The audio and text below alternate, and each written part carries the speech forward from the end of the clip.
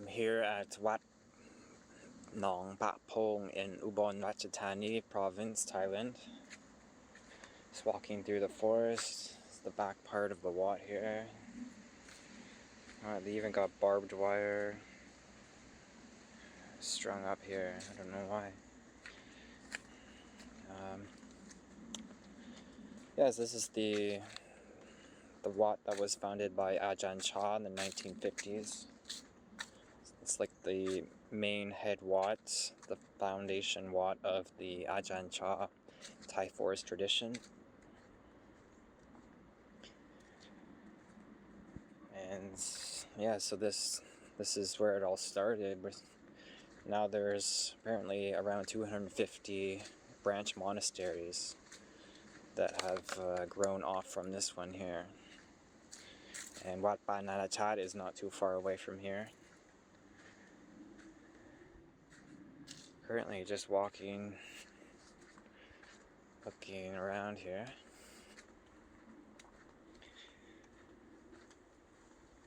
So this is one of the temples where lay people can come stay. You can observe the 8 precepts and come and stay as a lay person here. You can live here. There doesn't seem to be any limit to how long you can stay here either. Quite like Wat Mok. I've been living here for 4 days now, and it's been pretty good.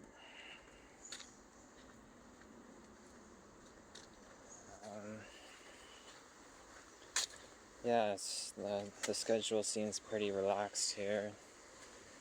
Although it's kind of weird how the drum call is at 3 a.m. That's pretty early. I've never experienced like the wake up call at 3 o'clock before. Wat Mok is 4 o'clock. And yeah, from there we just do some chanting for 45 minutes, some meditation, 15 minutes or something. Do some chores, some sweeping. After that, we prepare the breakfast, help the monks bring their alms around.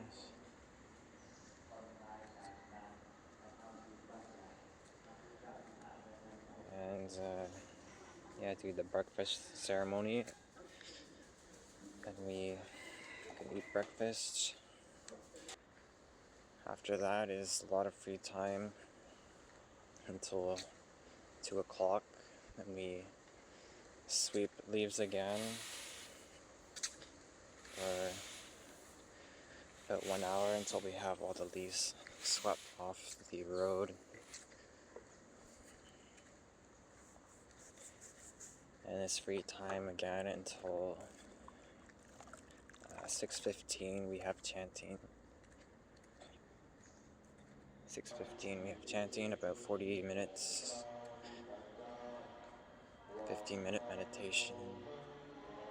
You can see these are all just kutis for monks. They're all numbered too. They're all different looking too. I go to bed here around 8 o'clock. It's pretty early, but I gotta wake up at 3 o'clock, so in fact today I slept in. I didn't go to the chanting. Couldn't wake up. I don't know. It takes some adjusting when you first arrive. After traveling, I was traveling a while. And I came here, and now it's like trying to adjust my schedule here. The chanting is in Thai here. There's quite a few monks here that can speak English too. I think more monks here have spoken English to me than monks at Mok so far. The monk at the registration, the office, he speaks English pretty good, so I don't see why foreigners wouldn't be able to come stay here. if you want, you can probably come here. You can make it. There are some monks that can speak English, so there's some lay people up there. I would say if you do come here, though, you have to be careful where you walk. Yeah, doesn't seem to be any signs posted to designate certain areas. 'Cause I just walked into the women's area, the Upasika area, and I didn't realize it. Yeah, normally the genders should stay separate. So now I know that this area is for women.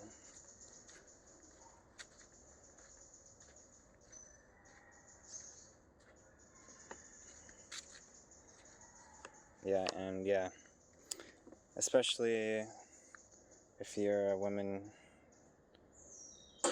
who wants to come stay at a Wat, yeah, you should exercise some caution when you're going out, just walking around in the forest, because, yeah, some areas you probably shouldn't go. And the same with men, of course, like, there's always... Wat Nong, though, it's more relaxed, I feel. Yeah. Here, I think the mixing of the genders depends on the Wat. The mixing of the genders here is more taken seriously, seemingly. Yeah, I would recommend come here. You can stay here. It's another temple you can stay at. It doesn't cost anything to stay here. I mean, you're welcome to make a donation if you feel called to. You can make merit that way. As they would say in Thai, you can tambun. You can make merit. It's like doing good.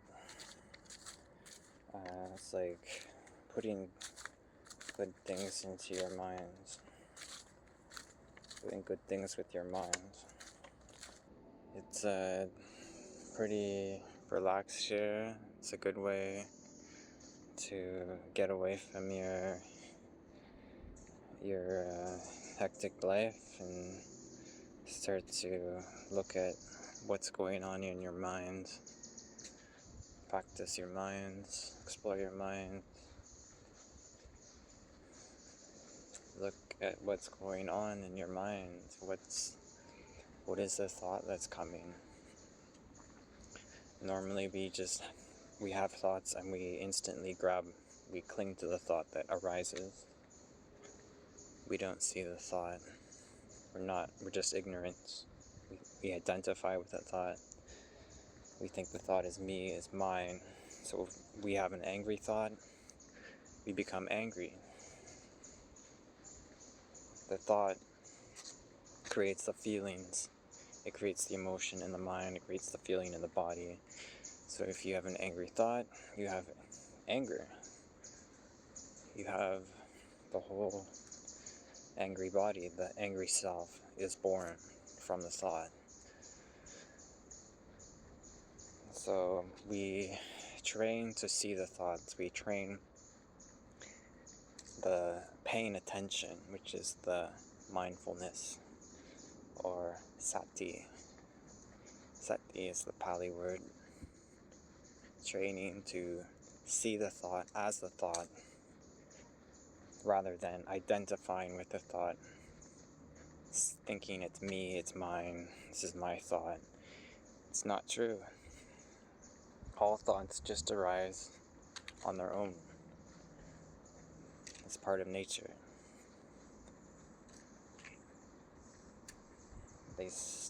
They arise, they stay a while, and then they cease.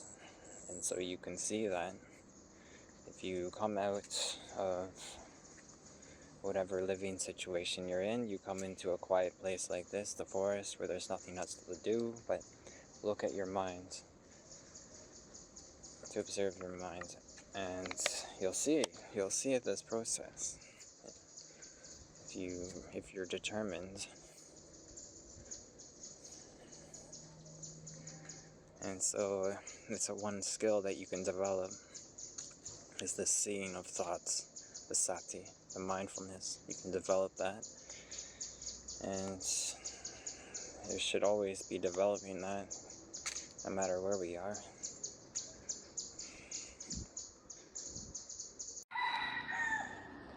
This is the front entrance of the Wat. There's the main entrance gate here.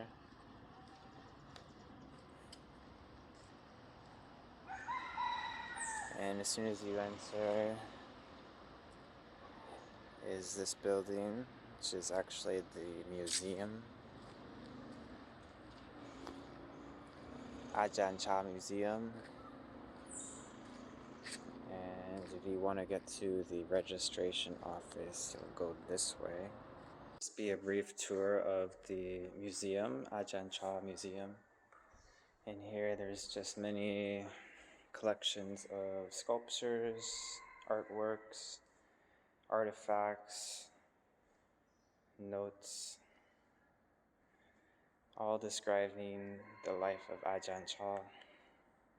Over here we see a replica of his coffin,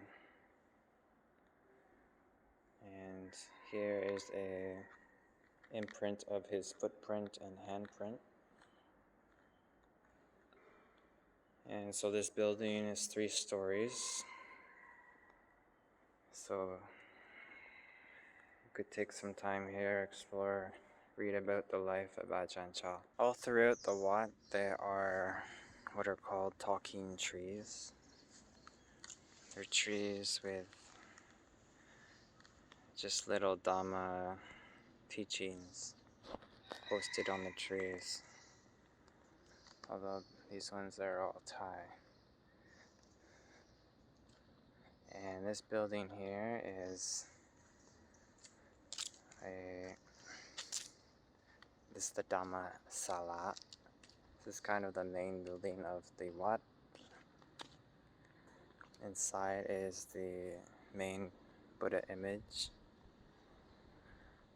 And you can come in here, you can meditate, you can enjoy the peaceful atmosphere, and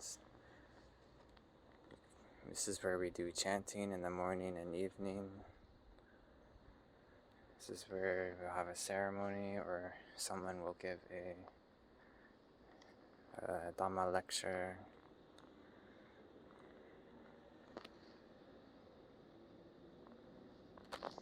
This is a map of the Wat.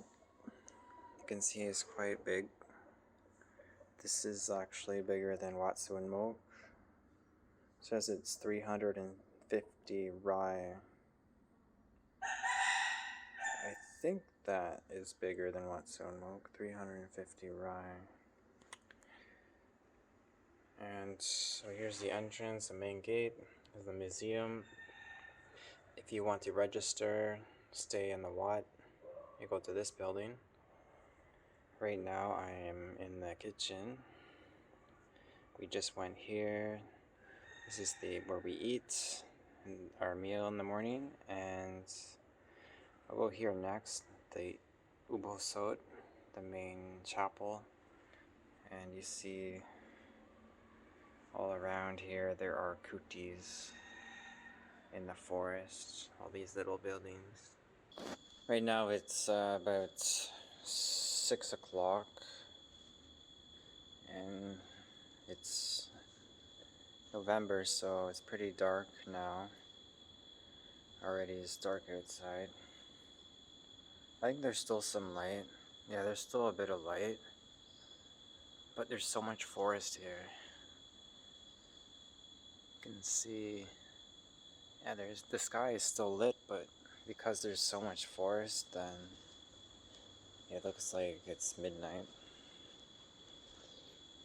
So here's the pana. This is, we put this out at 4 o'clock in the afternoon. It's just like some tea. You can see 2 kettles here, and like an ice cooler with some drinks. It's really good drinks. Like they're like this is like lemonade, homemade lemonade. I don't know what this is in here. It's like some tea. And so we put this out at 4 o'clock for the monks, and then when the monks are done, we get to take whatever they don't drink, so, which is pretty abundant, so pretty good. This is like the main kitchen area. Can't really see much now, but over here we have a washroom there, a hot water machine, and you can make tea or coffee here. It wouldn't be a Wat if you couldn't make coffee or tea. And up here, this is where the men's dormitories are. It's the second floor. There's 3 floors here. Wow, you really can't see anything.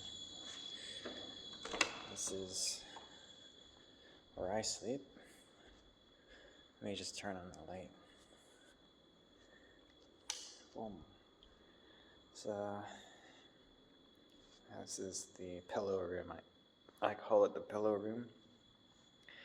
And I sleep right there on the ground. Some sort of mattress. This is one of the other Thai people staying here. He's pretty nice. He's always happy to help. He seems like he has good intentions. He's practicing Dhamma here. So he's very helpful. So grateful to not have share a room with someone who has other intentions. And yeah, turn on the light. Yeah. So it's almost time for chanting. We'll do some chanting in Pali. The time is nearly 6 o'clock in the morning. And you can hear it's quite loud here. It's the chickens and roosters in the trees. They're high up in the tree. I don't know how they got up there. They're all up there. There's maybe hundreds of chickens here. There's one on the ground. In the daytime they come to the ground, but for some reason now they're up in the tree. And so it really makes for a noisy environment. At least it's a natural noise. Oh, there's one.